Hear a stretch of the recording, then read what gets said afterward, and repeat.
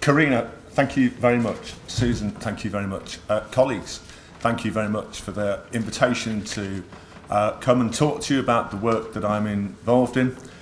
I appreciate that your time is precious at conference, so I understand that having this opportunity is a valuable one to me, and I'm grateful for it. It's an opportunity for me to talk about some work that I've been doing with Education International, which is called Changing Unions in Challenging Times. And actually just listening to the two presentations that you've heard this morning, I think the work that I'm going to share with you speaks to those issues. It absolutely speaks to those issues.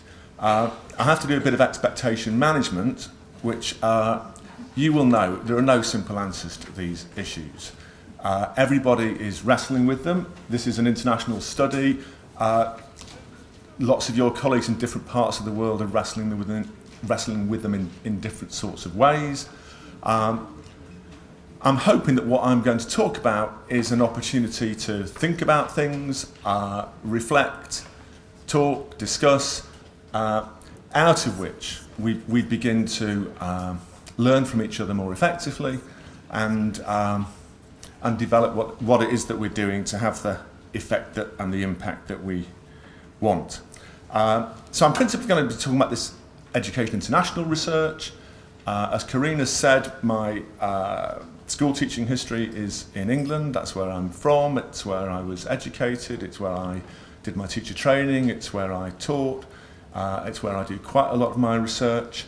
One of the advantages of that is that wherever I go in the world, I can usually make, whatever the challenges that teachers face, I can usually make people feel a bit better about how they see that situation, because a lot of what I describe is often beyond people's imagination. So with that by way of introduction, there was talk this morning about the challenges facing the movement and the sort of crisis that we heard about that is not unique to Australia, of course, the crisis of private sector unionism. I just wanted to say something about the challenges facing teacher unions. None of this will be new to you, but I think it sort of sets a context, because I think it makes the case for the urgency, if you like, to embrace the agenda around renewal. Some examples of the very significant challenges that we face, and you will be familiar with these because you will experience many of them. There is a direct attack on teacher unions. The privatisation agenda that we see in many parts of the world, in which we certainly see in the country I come from, depends on defeating teacher unions, marginalising teacher unions. It is a very direct threat. If you're in a charter school in the USA, then you're almost certainly not unionised. In my own situation in England, our academy schools, similar to charter schools, there have been attempts to de-recognise unions. Now those have been effectively resisted, but those attempts have been made and they're real. In a study that I've been doing within the European Union for the European region of Education International, actually one of the things that we've seen there is not so much a very explicit attack on unions, but actually a rather sort of more subtle marginalising. That the sorts of discussions, negotiations, consultations that unions have been used to having, they're finding don't happen in quite the same way that they used to. And there's an attempt to sort of circumvent and go round much more. And that's been a sort of common pattern. Issues around teachers and their experience of work. And actually I think the example here crystallises exactly what the issue is. I heard talk yesterday about PISA and the impact on the Australian education system. We are part of this globalised system, and PISA in a sense has turned it into a globalised race. what we're seeing in lots of different places is a relentless upward pressure on teachers' workload. It's sort of driven by this notion of a global race, that we can never be good enough. That is coupled with increased accountability being placed on individual teachers, and we see that through test scores and performance-related pay and a raft of other measures. So teachers feel increased pressure, and their workload is rising. And of course, that actually makes it more difficult for them to participate in union activity. Actually, one of the things that's come through in the work that we've been doing is that this sort of new work environment is generating increased, I would use the word casework. Is that a word you would use? But individual grievances, more pressure on individual teachers, generating more work for the union. So if you think about what I've just said, there's an increasing pressure on teachers, making it more difficult for them to participate in union activity. There's an increase in the amount of casework that's being generated, and at the same time, the capacity of the union to sort of deal with that and respond is constrained. So in a sense, unless unions can find a way to grow the capacity of the organisation, there's a problem.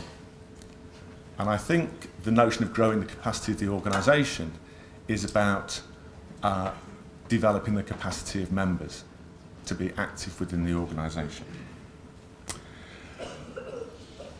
One of the issues that we might consider is the impact of I've called it an increasingly diverse workforce. I'm not sure that captures it very well, but the notion that actually people are coming into teaching through different routes increasingly. We have something that we would call Teach First. I think you've got Teach for Australia.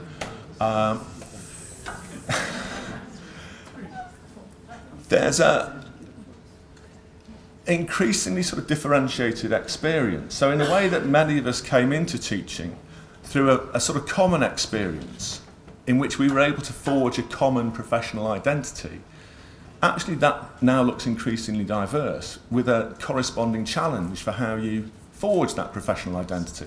How do you build solidarity around pensions if actually there's a group of the workforce who don't expect to be teaching in 2 or 3 years' time?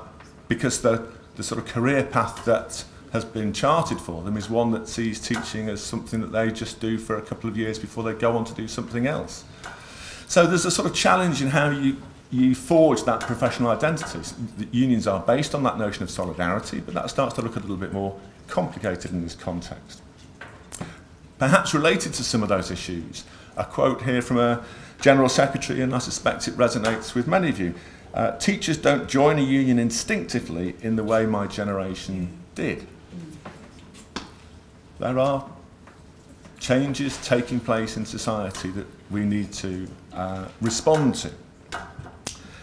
And what I hear, I've called the emergence of new activist spaces, because I think we can sometimes get a bit depressed about where new activists are going to come from. Actually, when we look around, there's lots of young people doing really interesting things, but they're not always seeing the union as the place where they might want to do that, whereas in the past that might have been much more often the case. So let me just give you some examples of what these things look like. And I realise that these are going to be difficult to read. I'll read them out. This is a tweet. Twitter is the only place ordinary teachers can have a powerful voice. That is important. Now, we are unlikely to agree with that, but I don't think we can ignore it. Social media is opening up as a space where many educators see it as the place where they are discussing ideas. And in our experience in this study, unions are generally struggling to come to terms with that. This is another tweet, but it's about something different. Just this week in England, we launched something called the Chartered College of Teaching. Set up with government money, although they claim it will be independent in due course. I'll read this out. For those who did not believe, start believing. For those who did not believe, stand up. For today, teachers can claim their hashtag collective voice. Today, teachers, it's like 150 years of teacher trade unionism is just sort of airbrushed out of history there.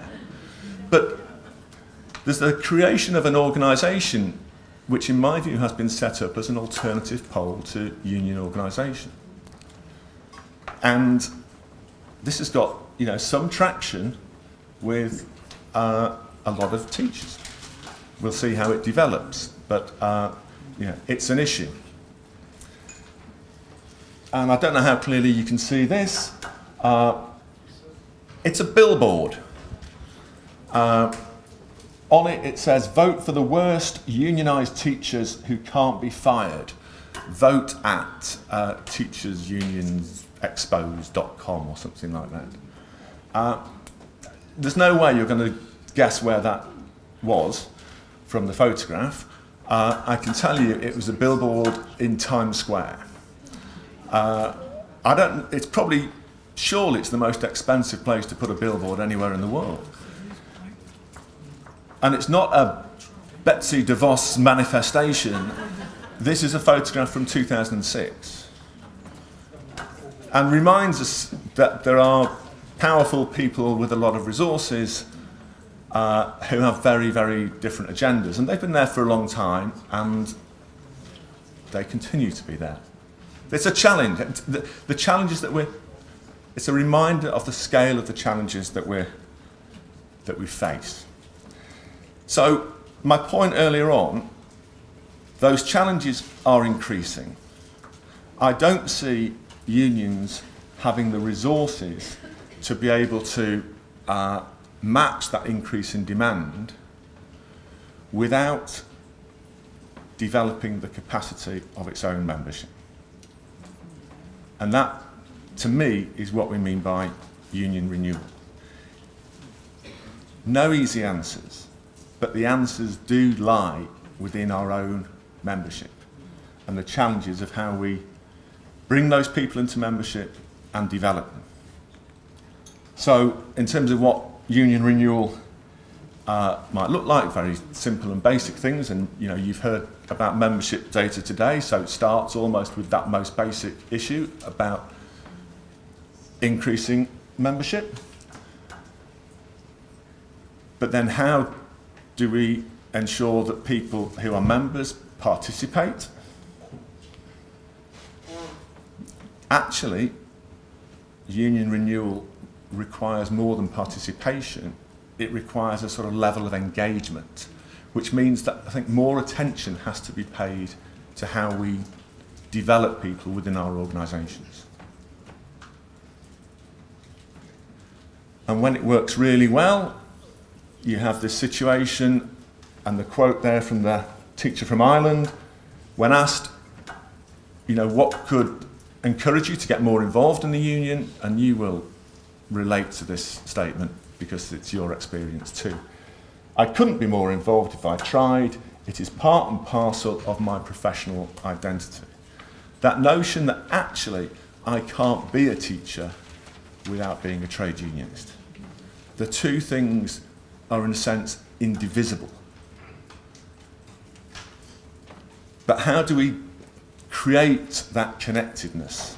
And part of what I want to suggest is I think there's actually lots of different ways of doing it, and we need to be perhaps more creative in how we do it. I'm conscious of time, but just bear with me whilst I just say something about how we might think about this notion of getting people involved in activity. And I'm saying this on the back of Susan's discussion just a moment ago about getting colleagues involved in your campaign around the Gonski funding. And this was, actually it's research from several different sources. But on that vertical axis, it talks about member engagement. And then there's a sort of peak and trough, which you will all recognise is actually what happens.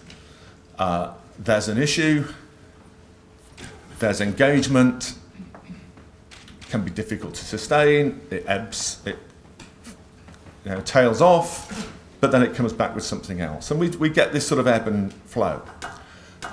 If you look at that notion of the upward trajectory, if we look at and draw on something people call mobilisation theory, but it's really quite simple.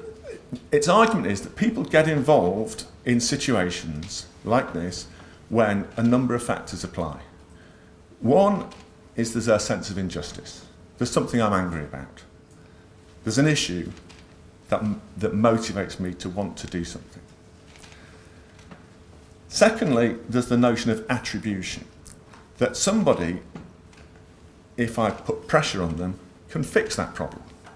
And I'm minded about your targeting of Malcolm Turnbull in a sense, because it's important that people believe that problems can be resolved through their action.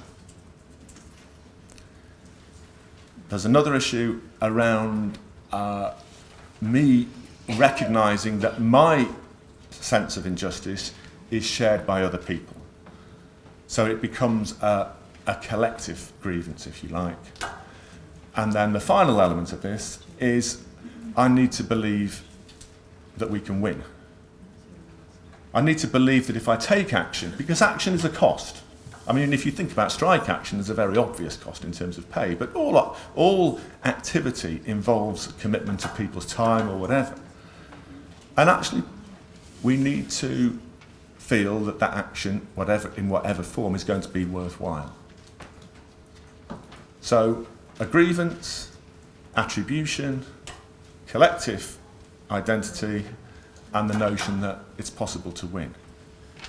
Those are the sort of conditions that draw people into activity. Where you have union activists, Patricia Fosh, whose work this is based on, talks about key local leaders. Where you have these people, those peaks last longer and the troughs are shallower. Because what these people are able to do is reframe all those issues. I might not experience something as an injustice, or I might not be angry about it, because I don't necessarily understand all the issues.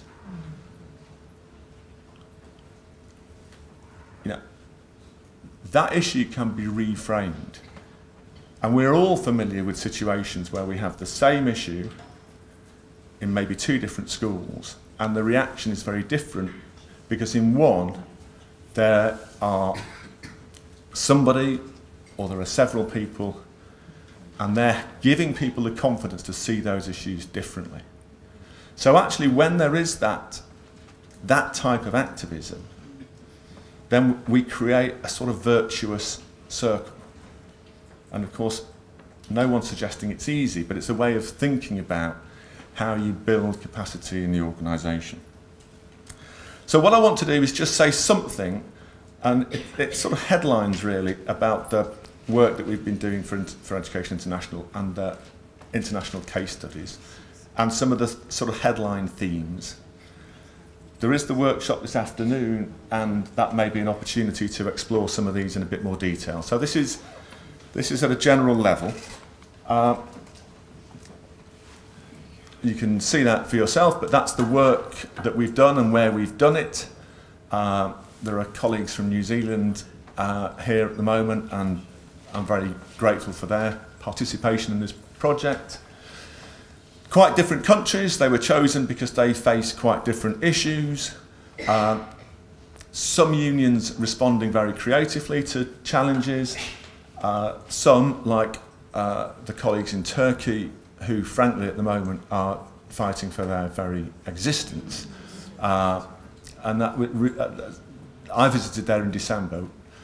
The state of emergency was in place at that point. I met an academic who had signed, some of you may have heard of the Academics for Peace petition, which was critical of government policy. And I heard 2 weeks ago that on the basis of signing that petition, he has been dismissed. So it's an extraordinary situation in Turkey. But I just want to spend the remainder of this presentation talking through what we've identified as the 7 challenges for teacher unions. You will be familiar with these issues, and some of the things I'm going to talk about, I think you're going to say, well, and we do that. These are issues that emerged as sort of interesting, sometimes difficult issues, but which within the case studies we learned a lot about how different unions were sort of tackling these issues in different ways. The first one, and it is deliberately the first one, we've called framing the narrative, or the notion of organising around ideas. And I think I've heard a lot about that whilst I've been here around your campaign around Organising. You know, I heard Karina yesterday say, that there's a sort of government narrative that the money doesn't matter, that the money doesn't make a difference. Now, that's a sort of dominant discourse. If that goes unchallenged, everybody really is thinking about solutions and responses that are framed by that discourse. The challenge for the union is to shift the discourse, is to have the counter-narrative that actually brings that. It is about a battle of ideas. I think that is the best way to describe it. And it's not something that's done exclusively at the top levels of the union, but actually it's done on doorsteps, in classrooms, where people are having conversations, and all those activities that you've been describing, I think, are part of that process of changing the narrative. And I was talking to Karina yesterday about the power of those student presentations, because you couldn't argue with them, could you? If somebody said that Gonski funding doesn't make a difference, how powerful is it to have someone's story that can say very directly that a project that they would not have experienced otherwise has changed their lives? You can't argue with that. It starts to reframe the debate. So we have to organise actually around ideas. Linked to that, I think, is the notion of connecting the professional with the industrial.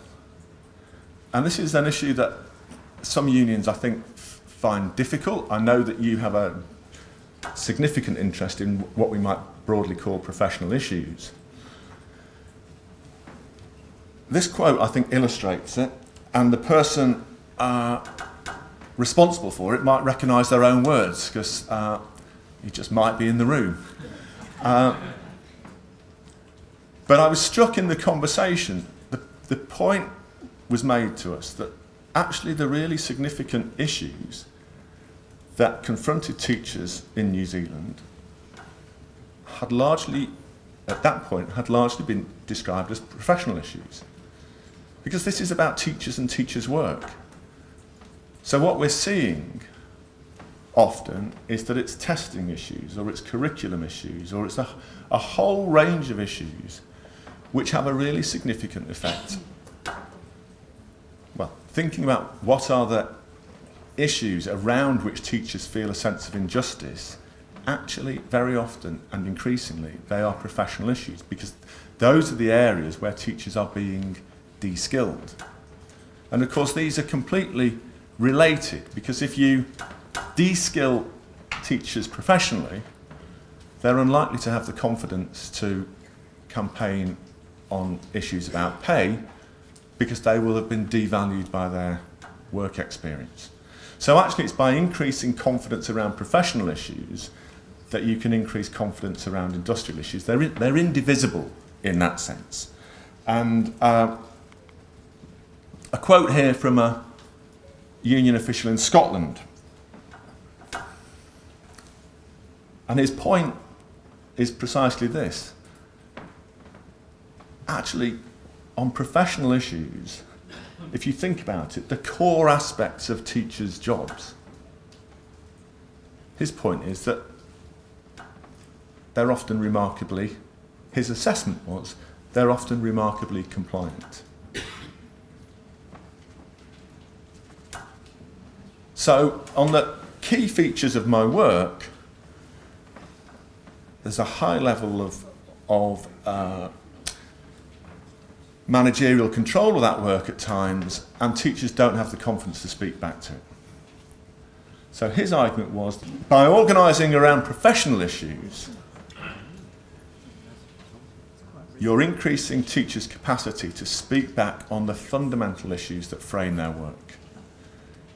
Professional issues in that sense are not a soft issue or not a distraction or a diversion from industrial issues. They are inseparable. And if we treat them as two different things, it's less helpful. Very quickly, working in and against. I'm not going to spend a lot of time on this, partly because it's the most difficult. You know about this because you do it. It's the challenge of how do you work with employers in order to achieve things, whilst maintaining the confidence of members. It's making difficult decisions. Sometimes it's being both in and against at the same time. There are no easy answers to this, but I think the study gave us examples of how some unions were particularly good, I think, at having that, and they were able to have a sort of close relationship with employers, which was achieving a lot, but at the same time retaining a strong sense of having the confidence of members.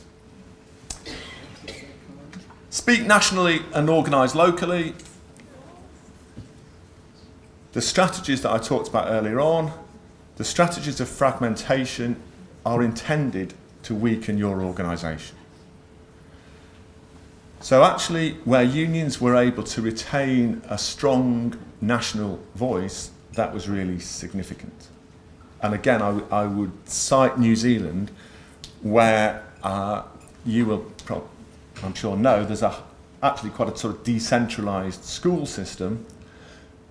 But the ability of the unions in New Zealand to retain national collective bargaining meant there's a strong national voice which gave the union significant presence.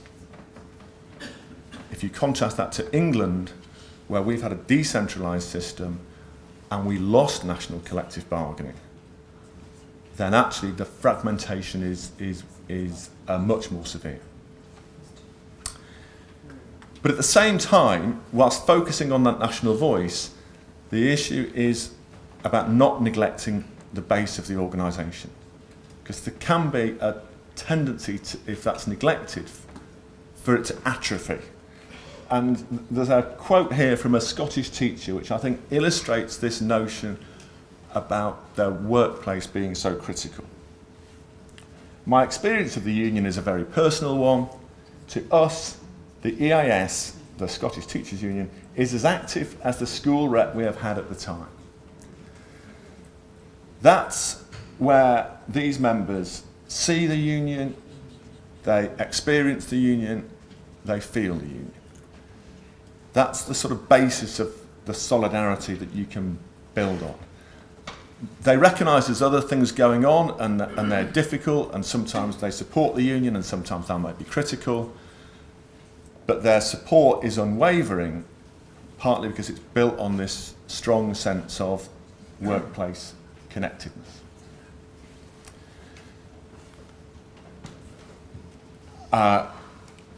Okay, look, I'm going to be very brief with the last 2 or 3 issues. Balancing the formal and the informal. Union rule books are important. They're what your democratic structures are based on. They're not always the most interesting and exciting things to people who might want to get involved in union activities. And I think what we saw very good examples of were people organising in more fluid and flexible ways that were drawing people in dependent on their interests, rather than assuming that people had to be interested in the things that we as activists were interested in. So special interest groups, equalities issues, international solidarity issues, they were all ways that people were drawing people into the union who often wouldn't be involved otherwise, and sometimes didn't want to be involved in anything beyond that sort of interest. So we saw lots of examples of that, and good examples around young teachers groups, which is something I think more unions are paying attention to. Connecting the profession. Look, you have a situation here where, in terms of public schools, you are the teachers' union. That's not the case everywhere. A really fantastic example, and I am back to the New Zealand colleagues, but a really fantastic example of two unions working together and achieving a really significant result was the work the New Zealand colleagues did around the bulk funding campaign. Would that be something you're familiar with? I mean, that to me was a really significant success, secured in large part because of the very effective way that the two unions work together. But it's not just unions working across. There's an issue about, I think, unions holding the profession together. Because actually what these reforms do often is drive a wedge between teachers and leaders, making it sort of increasingly difficult for leaders to feel part of the same organisation. And in England, where these reforms have been very aggressive, one of the consequences is that the head teachers have largely migrated to the head teacher associations. The consequence of that, I think, has been to weaken the voice of the profession in challenging those reforms. So holding the profession together in that way came across as very important to us. It's not always easy, but I think our research would suggest it's really important. And the final point, and I come back in a sense to your Gonski campaign because I think that may illustrate these points really well, but around the importance of working in and beyond the union, and obviously that notion of coalitions.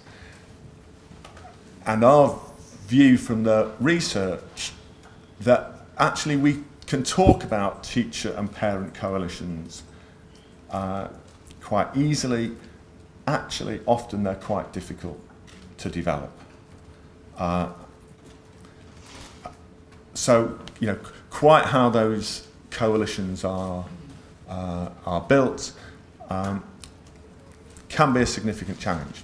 And my colleague who did the work in Chile has got the best examples of how the union worked with civic society groups and parents groups. But that emerged as a very sort of significant issue in the research. So in conclusion, I'm not going to go through all those points. The point I'd simply make is obviously there are no silver bullets. There are no easy answers. Everyone's wrestling with these issues. But thinking about them is important. You know, we can often get, understandably, you know, we're focused on what's immediately in front of us. Actually, some of these developments have real long-term significance. So it's important to think long-term, and whilst no one's got the answers, we can be a lot smarter if we find better ways to learn from each other. We hope the project can help develop conversations to make that happen. I'm looking forward to the workshop this afternoon. But I think if we think about these things and we talk about them and we do that in a way that doesn't duck the issues, I think there's lots that is going on that we can learn from that can help us confront those challenges. Thank you for your time.